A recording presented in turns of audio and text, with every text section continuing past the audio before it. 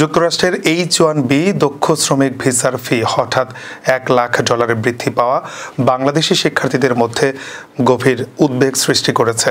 বছরের পর বছর ধরে এই ভিসা উচ্চশিক্ষা সম্পন্ন শিক্ষার্থীদের যুক্তরাষ্ট্রে দক্ষ কর্মী হিসেবে যোগদানের সবচেয়ে সহজ পথ হিসেবে পরিচিত ছিল।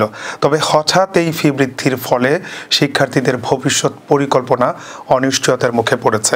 অনেক বাংলাদেশি শিক্ষার্থী বর্তমানে UPT পর্যায়ে যুক্তরাষ্ট্রে চাকরি করছেন। তারা জানিয়েছেন নতুন ফি কোম্পানিগুলোর জন্য অতিরিক্ত আর্থিক বোঝা তৈরি করবে এবং এতে অনেক প্রতিষ্ঠান হয়তো বিদেশি কর্মী নিয়োগে আগ্রহ হারাবে। ফলে শিক্ষার্থীরা উচ্চশিক্ষা শেষে দেশে ফিরে আসতে বাধ্য হতে পারেন বা বিকল্প পথ খুঁজতে হতে পারে। বাংলাদেশি শিক্ষার্থীর সংখ্যা যুক্তরাষ্ট্রে দ্রুত বৃদ্ধি পেয়েছে।